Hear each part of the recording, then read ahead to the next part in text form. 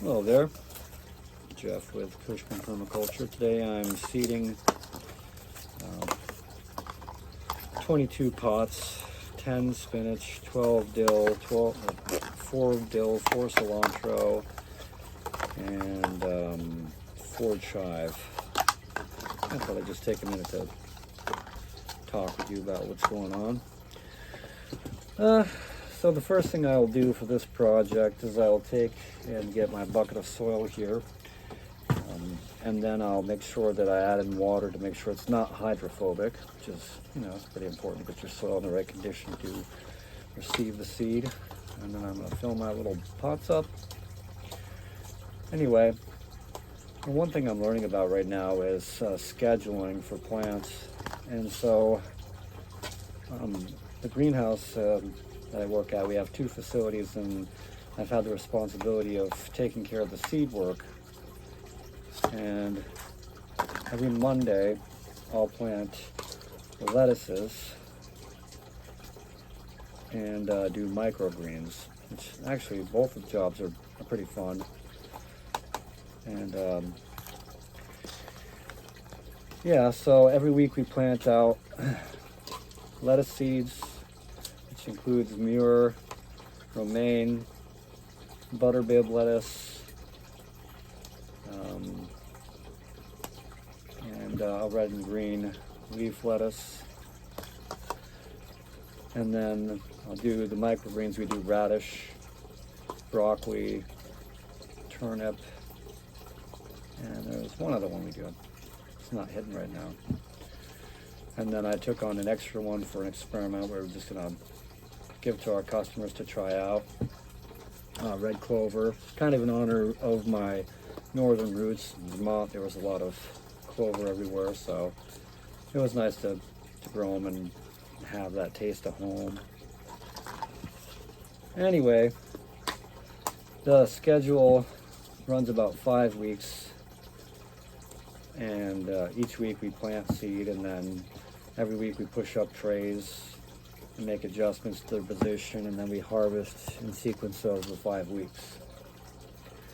And something I found kind of curious about doing seed work, and I'm really just kind of stepping into this greenhouse work, is seed scheduling in itself. And like the seed packets you'll buy, they'll tell you instructions for outdoor planting, and it'll say, you buy, we'll just say the lettuce that I work with at work. The instructions would probably be water, or, it gives you a specific depth to plant them, and then it gives you a specific light scheduling. You want to plant them in the right kind of light situation, whether it's shaded or partially shaded or full sun. And I find it very odd that we can bypass so much of the scheduling. What I mean is, okay, so we grow in a medium that's called rock wool, and so the planting depth is always the same regardless to what we plant in our rock wools for our greenhouse, and they all get the same water scheduling, and they all have the same light schedule. And previously, what my understanding was that these, what I'm going to call our traditions of planting, are not the only way to do a thing. And more than that, I'm surprised by how, even though we bypass every element of the instructions for planting, we have great success. And our crops, they produce every 5 weeks. I get a crop on schedule. And I just find that curious. And so I've been messing around with my watering schedule for my basement, and despite the fact that most recommendations are I water my plants every day, and not only that, but I feed them, even though the feeding schedule also is more specific to like 3 weeks to a month. And I find that really odd that well, before that, I kind of thought these were more like rules than they were traditions in treatment of plants.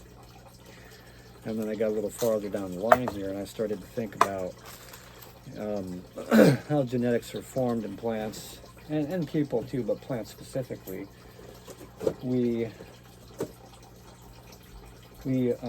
go through certain conditions, and then we receive certain benefits, and we receive certain drawbacks in our health based on the conditions and our ability to cope with stress.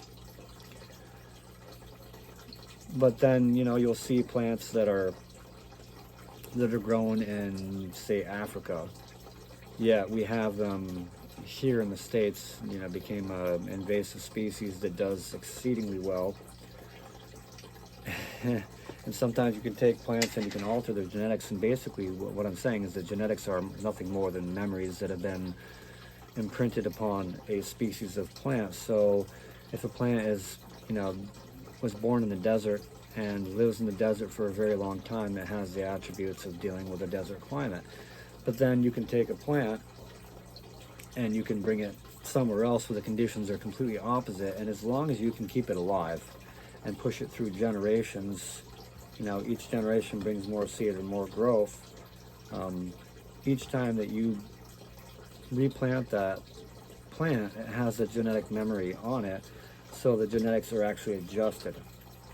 And then in all eventuality, what you end up having is a plant that wasn't suited for growing in, Elkton, Virginia, or in the United States, but actually does relatively well here, and maybe after enough manipulation, the plant will be like it was actually domestic here.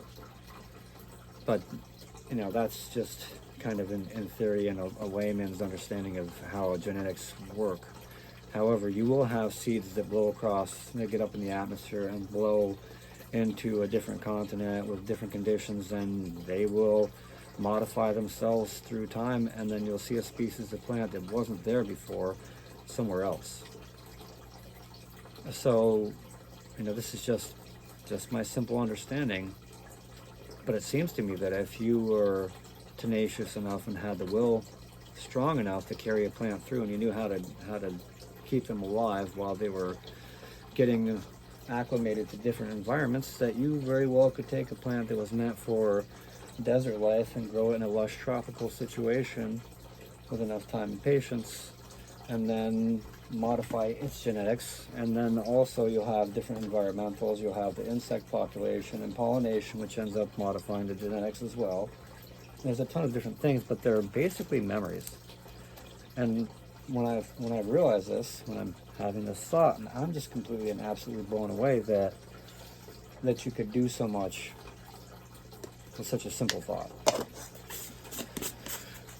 Anyway, I've been working on quite a few different things, but my thoughts.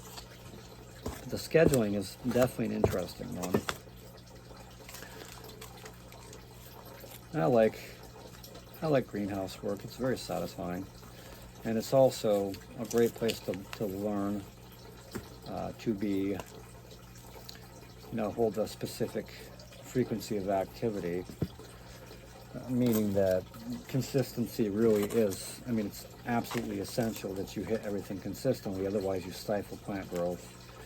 And, going for a day in an NFT system without having water flowing through it, at least the water correct, can be detrimental to your crop growth, and if nothing else, stifle them to a point where it doesn't really, you don't get the full harvest from a plant. And I like that too, because it's taught me to realize that coming in and doing the same thing every day, paying them the same amount of attention, and treating it in this way, it's made me be consistent. And then I find myself adapting to farm life, which I really try to stay away from. I had some dairy work, and I remembered how much I don't like those kind of situations because it feels so manufactured, and just seeing the condition of the animals and so on and so forth. I'm glad to be able to get back to the dirt and not feel too badly about it. I never was a crop guy when I was coming up. never learned nothing about it. Recent challenge here is that I'm learning about the interaction between plants and not just nutrients, but also the airborne, the gases that are in the air. So I've been working on learning to grow mushrooms, and I found out that mushrooms breathe oxygen and they put out CO2, which I think is really cool. And then I also found that, of course, trees will breathe carbon with CO2 and exhale oxygen. And it seems to me that there's a way that this could be utilized with multiple systems, say having a grow with mushrooms and making an exchange for the oxygen or the CO2 that the mushrooms use in exchange for the oxygen that plants create.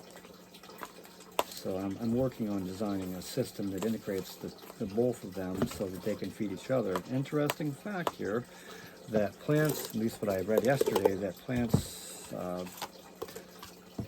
mass is primarily derived from CO2 consumption. And what I read, I don't know if it's true or not, a lot of things to read, but it said that 95% of a plant's mass is derived from CO2 intake.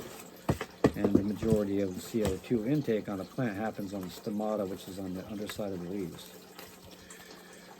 So then, I'm starting to kind of branch off in a different way of thinking here into chemistry. I just never thought I would be interested in doing something like that. Anyway, so this is what I'm thinking about today. I thought I'd just stop by and give you a few minutes of my time and tell you what's going on at Cushman Permaculture. And I'll be back in a minute here to share some more with you. You take care. Try to stay warm out there. Have a good night, and I love you.